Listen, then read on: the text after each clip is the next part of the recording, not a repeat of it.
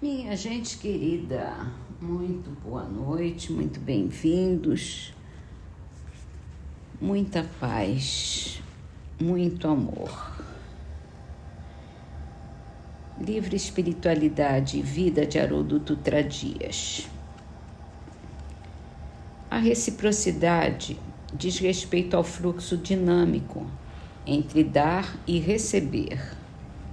Relações humanas que não estão baseadas na reciprocidade não são fortes o suficiente para perdurar, pois na maioria das vezes repousam na dependência, na opressão, no assédio moral, na violência e no abuso de poder. É natural que alguém doe mais que outro em determinada circunstância, mas não é natural que isso seja a regra da relação. Em qualquer relação, né? A gente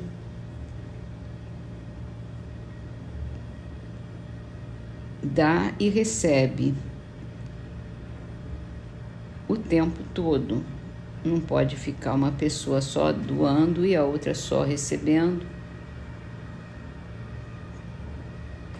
para poder ter um equilíbrio nessa relação, para ela durar, porque se não, a pessoa que só dá, vai chegar uma hora que vai querer cobrar ou que vai cansar, porque nunca recebe nada. E a pessoa que só recebe fica num estado de letargia e não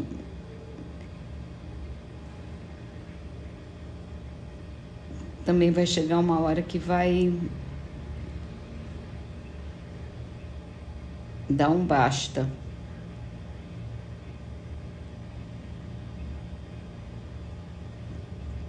Então vamos prestar atenção nisso para a gente cuidar das nossas relações com bastante carinho, com bastante amor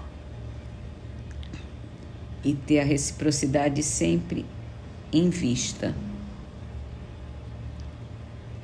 No Livro dos Espíritos, a gente começou a falar ontem sobre os anjos da guarda, os espíritos protetores, os espíritos familiares ou espíritos simpáticos. E a pergunta que faz hoje é como se deve entender anjo de guarda ou anjo guardião. E o espírito de verdade responde: é o espírito protetor que pertence a uma ordem elevada. Os espíritos protetores, os nossos amigos espirituais que nos protegem, eles só conseguem esse posto porque eles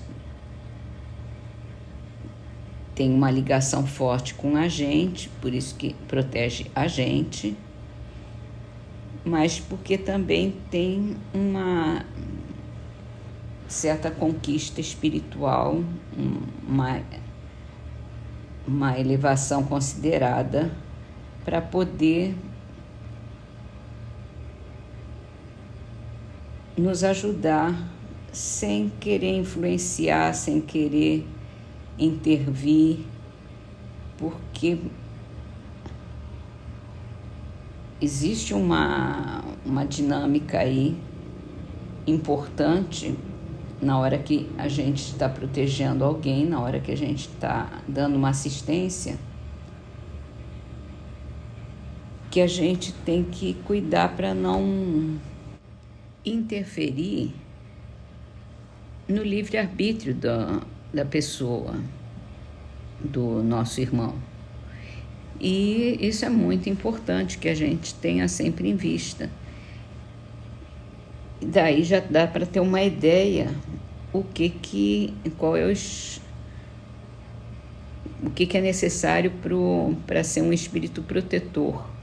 muitos familiares que se preocupam com a família, mães, pais, irmãos, normalmente não conseguem proteger o seu familiar porque extrapola, porque quer influenciar no livre-arbítrio e aí não está preparado para ser um protetor, um espírito protetor. Então tem uma aprendizagem aí, tem que ter um nível e uma certa, eu diria, um bocado de respeito pelo espírito que ele está protegendo. Então vamos para o Evangelho segundo o Espiritismo, que a gente hoje, no capítulo Não Ponha a Candeia Debaixo do Alqueire, a gente vai ler a mensagem Coragem da Fé, que se refere a duas passagens. Primeira é de Mateus, capítulo 10, versículo 32 e 33. Aquele que me confessar e me reconhecer diante dos homens, eu também o reconhecerei e confessarei diante de meu Pai que está nos céus. E aquele que me renegar diante dos homens, também eu o renegarei diante de meu Pai que está nos céus. A segunda passagem é de Lucas, capítulo 9, versículo 26. Se alguém se envergonhar de mim e das minhas palavras, o Filho do Homem também dele se envergonhará, quando vier na sua glória e na de seu Pai e dos seus santos anjos.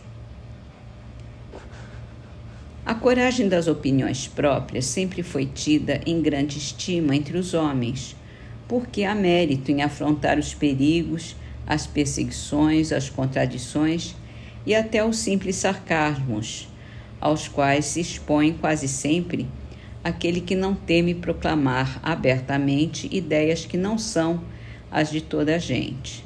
Aqui, como em tudo, o merecimento é proporcional às circunstâncias e à importância do resultado. Há sempre fraqueza em recuar diante das consequências que lhe acarreta a sua opinião e em renegá-la. Mas há casos em que isso constitui covardia tão grande quanto fugir no momento do combate.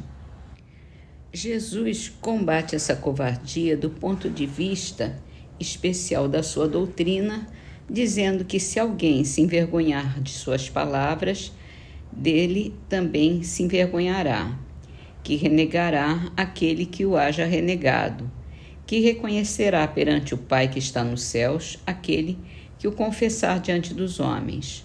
Por outras palavras, aqueles que se houverem arreceado de se confessarem discípulos da verdade, não são dignos de se ver admitidos no reino da verdade.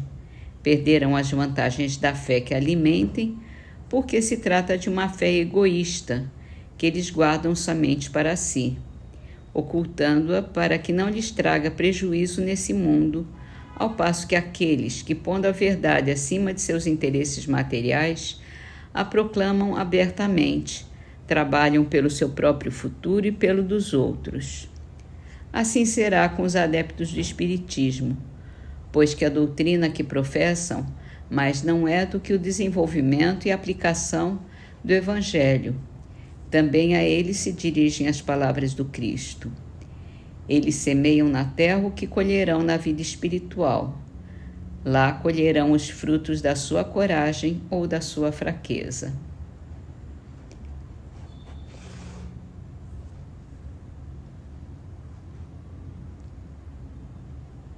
É isso. É ter a coragem de testemunhar a fé que temos. inclusive enfrentando perigos, perseguições, sarcasmos, e proclamar as nossas ideias para todos, porque é isso que vai fazer crescer também a ideia do bem, o cristianismo em si. E assim vamos terminar as nossas leituras com a trova de Casimiro Cunha, do livro Orvalho de Luz, psicografado por Chico Xavier, Definições. Muitos poucos reunidos levantam obra esmerada, porque às vezes poucos, muitos, acaba em luta e nada.